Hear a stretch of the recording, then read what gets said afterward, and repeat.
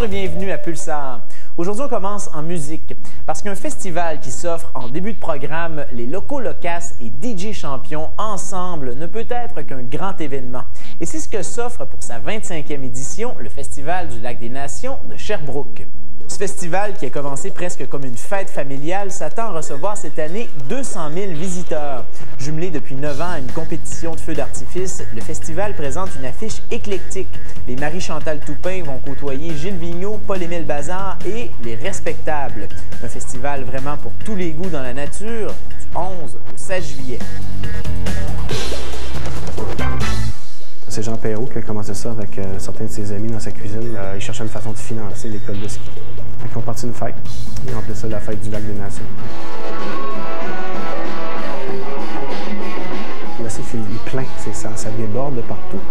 Et puis tout le monde est cool, il n'y a jamais de problème. C'est parti une affaire de, je sais pas, 10-15 000 personnes la première année, après 200 000 cette année. C'est un paquet de bels événements pour tout le monde. Des spectacles pour tous les genres, blues, jazz, musique du monde, grande scène populaire. C'est rendu un événement majeur au Québec, très respecté par les artistes. C'est la fête pour toute la famille, pour les gens de 3 à 103 ans.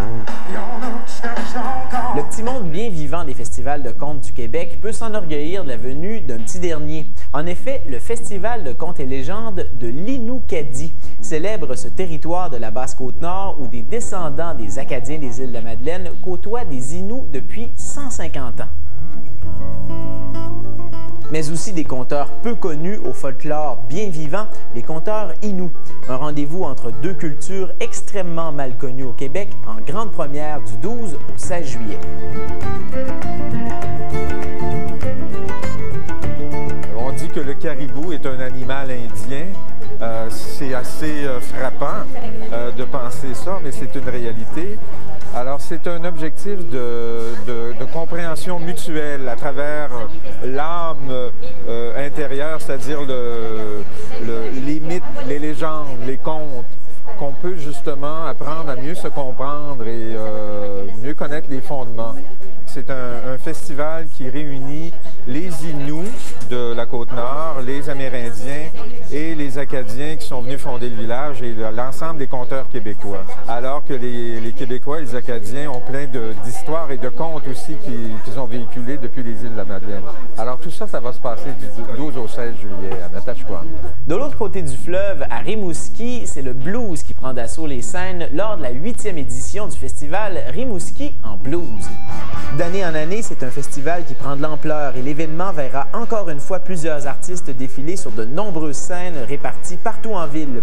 Que ce soit Don Tyler Watson, une habituée de Belle et Bomme, ou encore les Porn Flakes qui vont jouer notamment avec Marc Labrèche et Macha Grenon, Rimouski en blues continue d'étonner du 13 au 16 juillet.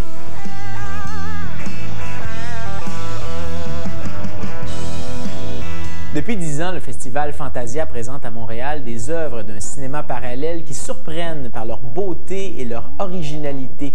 Et la qualité de sa programmation en fait un des événements majeurs en Amérique du Nord. Cette année, c'est le cinéma de genre de la Russie qui est à l'honneur durant les 2 semaines de l'événement où l'imagination et la créativité ont toujours le haut du pavé. Un événement cinématographique majeur du 6 au 24 juillet. Whatever it is that's watching, it's not human. Depuis 25 ans, le Mondial des cultures de Drummondville montre que les traditions folkloriques et la modernité peuvent très bien cohabiter. Et la prochaine édition sera une des plus fastes jamais présentées. Une affiche qui, comme à chaque année, convie des troupes provenant de dizaines de pays, mais avec cette fois-ci une grande surprise. Un concert donné par l'Orchestre symphonique de Montréal et animé par Grégory Charles. Les Nations unies à Drummondville pendant 11 jours du 6 au 16 juillet.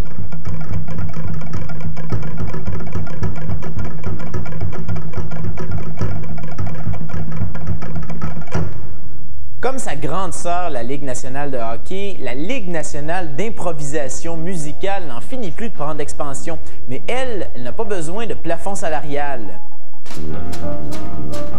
C'est donc dans le cadre du Festival d'été de Québec que va se tenir une grande finale réunissant les équipes du Saguenay, de Québec et de Montréal. Un événement qui montre que l'impro et la créativité commencent à faire des petits un peu partout au Québec, les 11, 12 et 13 juillet à la salle multi du complexe Méduse.